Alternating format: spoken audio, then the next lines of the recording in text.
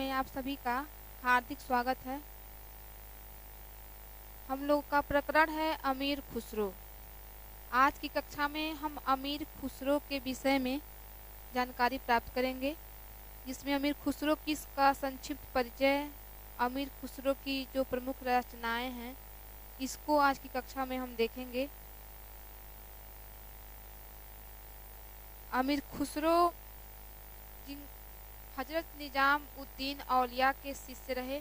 अमीर खुसरो का जन्म सन 1213 ईस्वी में एटा, जो उत्तर प्रदेश राज्य में है, एटा जिले में हुआ था, और इनकी मृत्यु जो हुई थी वह 1325 ईस्वी में हुई।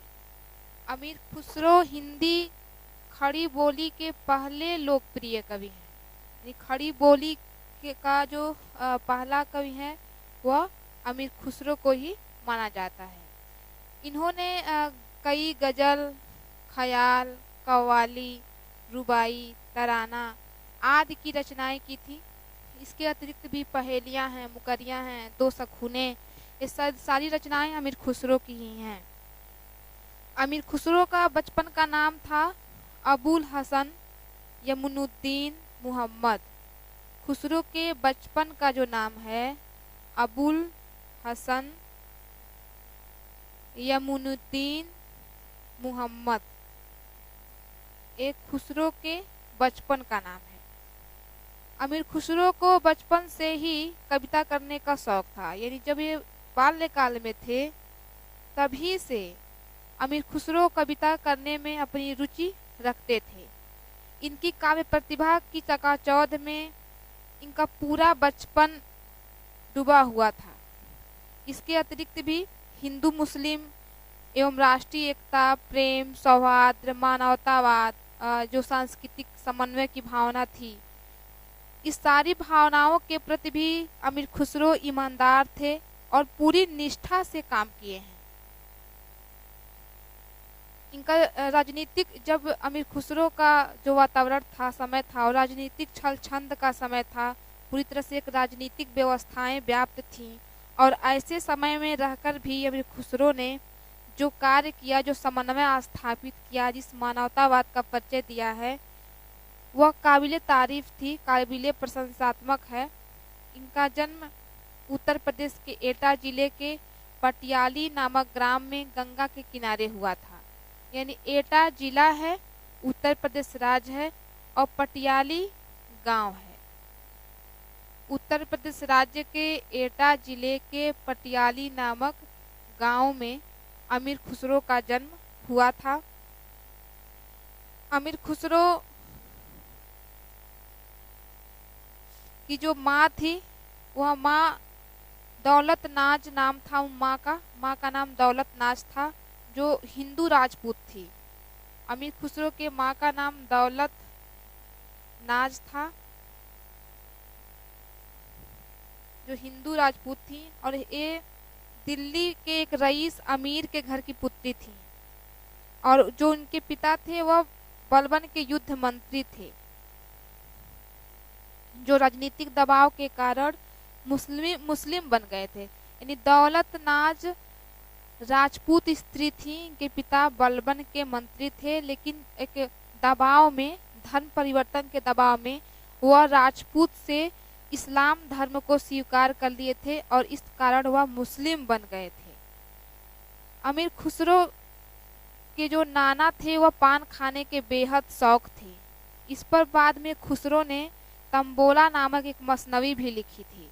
अपने नाना के पान खाने के शौक पे अमीर खुसरो ने तंबोला नामक एक मसनवी की रचना भी किए। अमीर खुसरो आदिकाल के कवि हैं, और अगर पहेली की बात आती है, कव्वाली की बात आती है, गजल की बात आती है, तो सबसे पहले नाम अमीर खुसरो का ही आता है। अमीर खुसरो लगभग 8-9 शासकों का शासन देख चुके थे।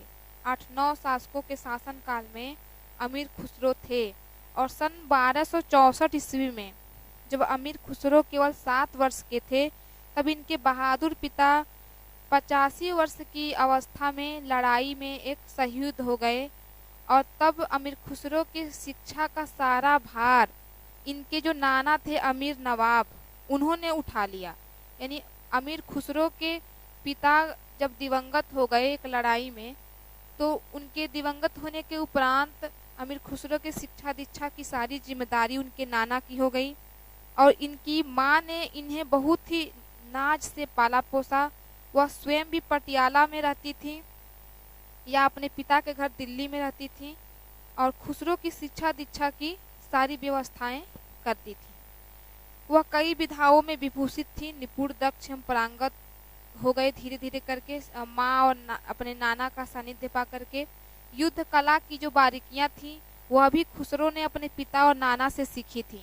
यानी अमीर खुसरो साहित्य में रुचि रखते ही थे, युद्ध कला की जानकारी भी इन्हें थी जो वो अपने नाना और पिता से प्राप्त किए थे।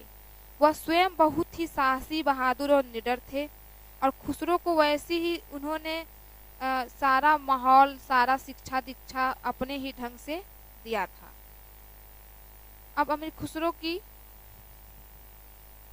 जो प्रमुख रचनाएं हैं उसको देखते हैं।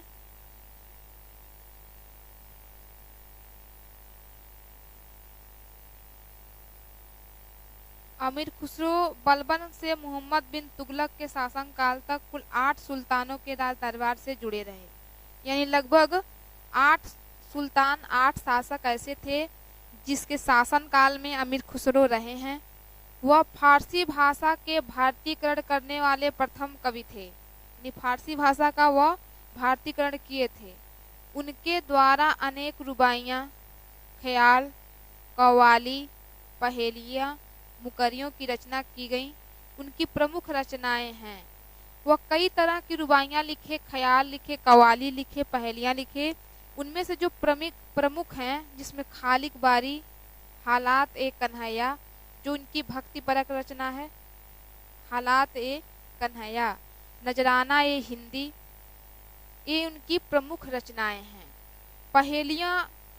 पहेली भी अमीर खुसरो की पहेलियां बहुत ही प्रसिद्ध हैं। ये अमीर खुसरो की कुछ रचनाएं हैं, कुछ साहित्यिक रुचियां उनकी जो बाल्यकाल से ही उनके अंदर विद्यमान थी।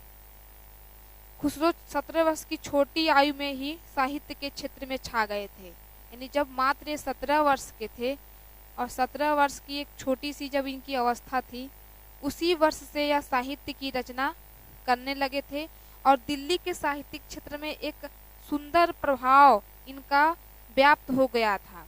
इनकी जो अद्भुत काव्य प्रतिभा थी उस पर इनके जो गुरु थे निजामुद्दीन औलिया, अमीर खुसरो के गुरु थे निजामुद्दीन औलिया, वह इनकी काव्य प्रतिभा पर मुग्ध रहते थे, बहुत ही प्रसन्नचित्त रहते थे इनकी विलक्षण यह प्रतिभा देख करके। इनकी जो मधुर कंठ थी, इनकी जो सरस प्रांजल कविता का भाव था, वह सबको अपनी तरफ आकर्षित करने वाला था।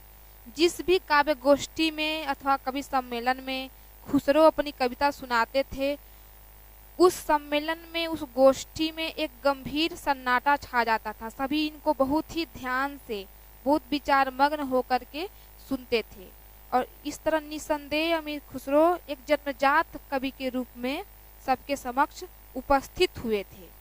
इन्होंने कविता लिखना व पढ़ना किसी से नहीं सीखा था, किंतु इनके जो काव्य गुरु माने जाते हैं वह ख्वाजा शमसुद्दीन माने जाते हैं। किसी से विशेषता नहीं सीखे थे, लेकिन इनके जो काव्य गुरु हैं वह काव्य गुरु ख्वाजा शमसुद्दीन, अमीर खुसरो के काव्य गुरु हैं ख्वाजा शमसुद्दीन।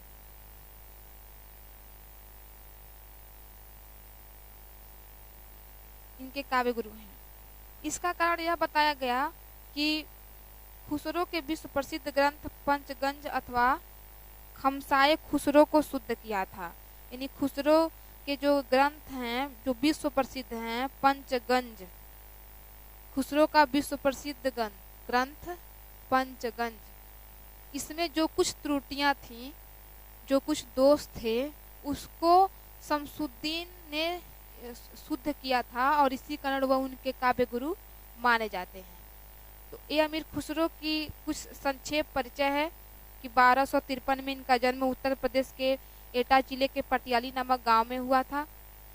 इनके पिता जो थे वह बलबन के मंत्री थे और खुसरो ने स्वयं लगभग 8 सुल्तानों के शासनकाल में रहे हैं, 8 सुल्तानों के राज दरबार से जुड़े रहे। काव्य प्रतिभा इनके में बचपन से विद्यमान थी।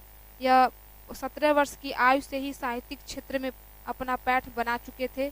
पहेलियाँ, मुकरियाँ, कव्वाली, गजल, ख्याल, रुबाइयाँ इत्यादि विधाओं में ये पारंगत हैं। अब हमारे नए पाठ्यक्रम में जो सम्मिलित है खुसरो के दोहे, उसको हम कल की कक्षा में पढ़ेंगे। धन्यवाद।